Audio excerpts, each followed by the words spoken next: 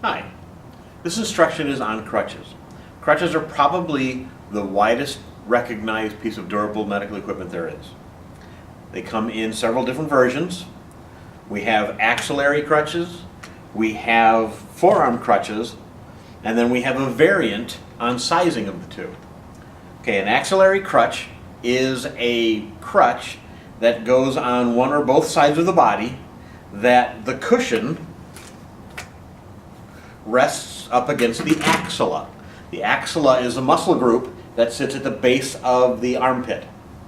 We're going to go into what the axilla is here in a little bit in another segment, but it basically, the cushion is adjusted so that it rests on the axilla, which is approximately 3 inches below the actual center of the armpit.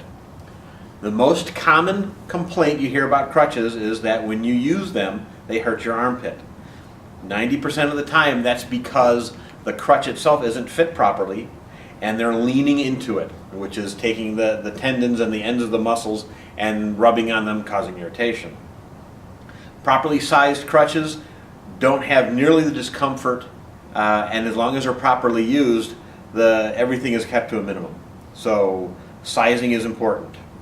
The sizing on an axillary crutch is slightly different than sizing on a forearm crutch, and we're going to go through the forearm crutch first. A forearm crutch is a crutch that is designed for someone who is going to be in crutches a very long time. These are long-term use crutches. Axillary crutches are designed for short-term use, anything 3 to 6 months tops. The forearm crutch is, like I said, it's designed for long-term use, polio, a couple of other diseases that cause the need for these kind of crutches. And the crutch itself is designed so that once it's being used, that if you let it go, the crutch itself is going to stay on the arm. That's the reason why the cuff is made the way it is. Also, that the structure used for a forearm crutch, when you have it, it's going to be attached somewhere between the elbow and the wrist for the cuff. And the issue, or the necessity, is that when you have your hand on the hand grip, that this structure reinforces the body's ergonomic stance. Okay. Now, for adjusting, there are 2 points on the forearm crutch. There is the cuff, and then there's the unopposed leg. Ideally, we want to do the unopposed leg first, simply to get that out of the way. It's the longest, it's the hardest to make sure that you've got proper. Okay. Now, for a unopposed crutch, whether it's an axillary or this forearm, again, the measurement to start with is the ground to the crease of the wrist. Ground to the crease of the wrist. That gives you a good starting point, but there may be a need to adjust depending on the patient's comfortability and familiarity with using the forearm crutch. So, basic adjustment, you've got a collar, you've got a leg that telescopes in and out, and you have a series of push buttons. On a forearm crutch, the push buttons are on both sides. Now what you simply do, again, take that measurement from the ground to the crease of the wrist, and at that point you can set it up, flip the cuff out of the way, and have it so that you can see it's reasonably comfortable. For this, we're going to adjust it to me, and again, we want to have a slight bend to the elbow, but that's the proper height. Now, for the cuff, let me take a step back here. Once you have the height adjust, tighten this collar so that it's secure, no rattly noises, that ends all right. Now for the cuff, again, we want to have the cuff somewhere between the elbow and the wrist, and most common is about 1/3 of the distance down between the elbow and the wrist. So for measurement on this crutch, that's about right. Once you get it close, same the way that you adjust on the unopposed leg. There's a collar. Adjust it out. Make sure that everything seems to fit. Tighten it all back.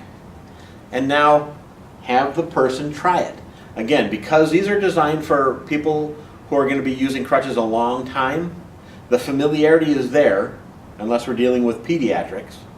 But the crutch itself, because of the way that the arms hang off the body, arms don't necessarily hang straight down evenly. They're going to be slightly canted out. And that's exactly how this crutch is used. So when you have this crutch being deployed, that this firm connection points are all solid, the heights are measured, and then any detail adjustments that the patient may want, they may have developed a tendency to have the crutches out a little farther, in a little narrower, but at this point you've got basic structure. Forearm crutch, this is the cuff, this is the hand grip, these are the tips, adjustable collar, push button height adjust, push button height adjust. Okay, now the next is going to be the axillary crutches. Axillary crutches are, out of all the crutches, the most common. There are different takes, different options on some crutches. They go from the basic to the extremely option, or all the attachments on them.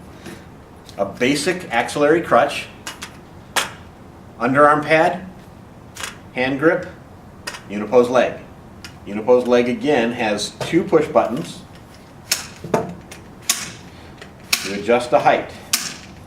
Now, on a standard application for a axillary crutch, adjustment of the hand grip is last.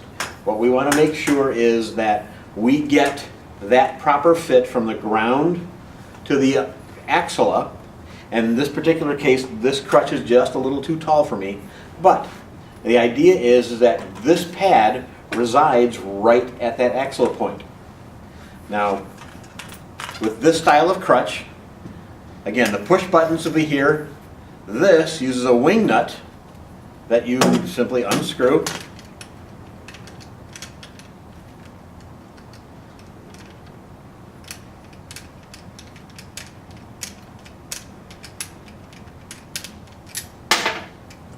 There's a little washer. Slide the bolt out, but leave the post in the crutch. So that way when the patient, once you have the height of the shoulder or the arm pad sized, then let them simply move that hand grip up and down until they find out where it's comfortable. Then once they do that, pull it out, find the closest hole, put the bolt back through it, washer, wing nut,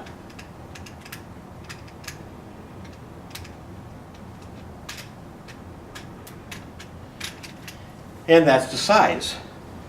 Now, not all axillary crutches, and you don't have to tighten it down so tight that you're going to break these little wings off the wing nut. Snug.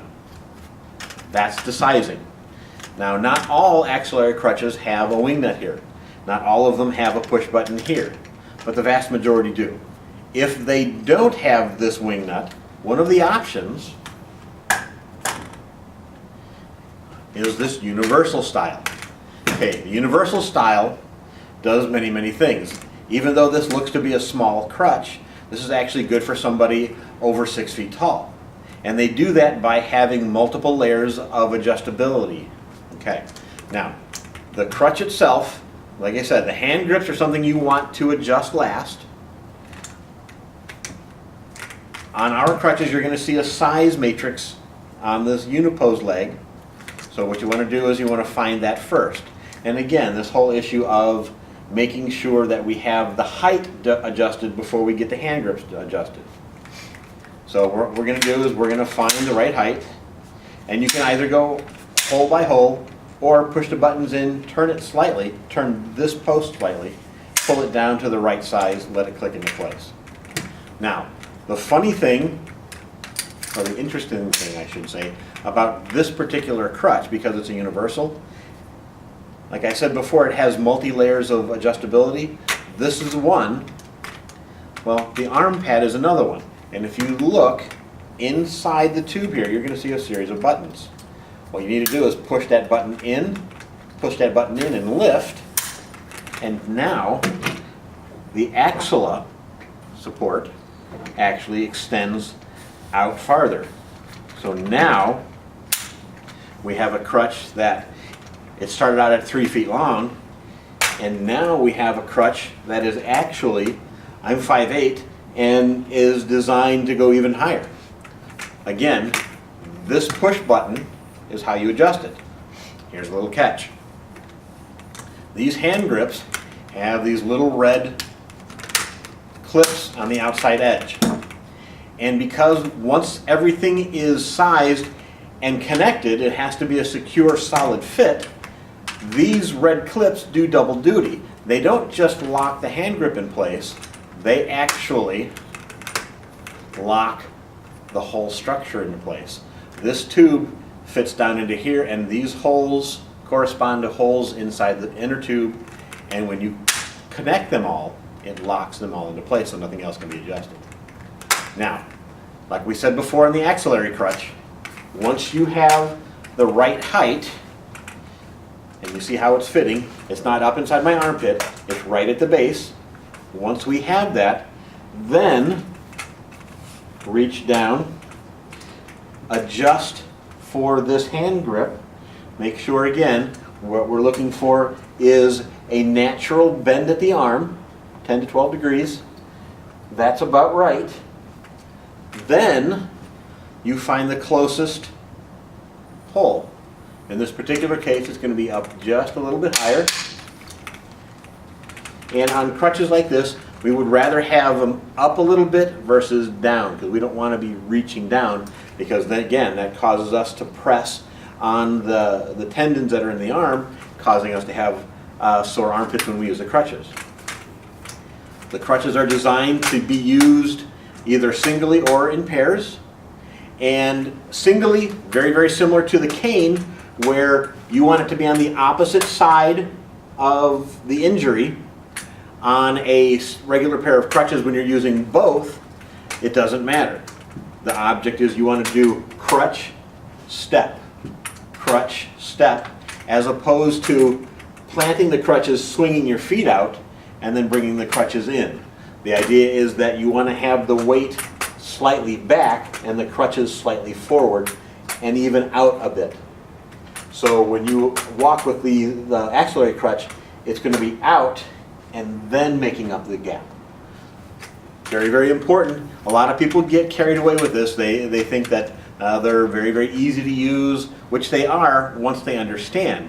But someone who gets a pair of crutches for the very first time, the first thing they're going to do is pay attention, walk about a dozen steps or so, and then they're going to drag that tip and stumble. So what we need to do is reinforce in their minds how to properly walk with these, and make sure that they understand that proper walking will stop that. Making sure that they understand that, don't drag the tips on the ground. Don't take too big a step. Make sure that the angles that they're using is a standard step. If you go a little too much, and if there's a slick spot, then the crutch goes away and you're in bigger trouble. So it's used in pairs or singly. Pairs, full body support. Singly, on the opposite side of the injury. Make sure that you take deliberate steps. Crutch first, then make up the distance with your step. Crutch first, then step. And again, we don't want to take too big an angle. You don't want to run with your crutches, because again, that's when accidents happen. So what we have, we've covered the sizing of the universal crutch, axillary style. We've gone over standard axillary crutches, adjusting with wing nuts and push buttons. And we've gone over forearm crutches. If you have any questions, please feel free to contact the support desk. Thanks.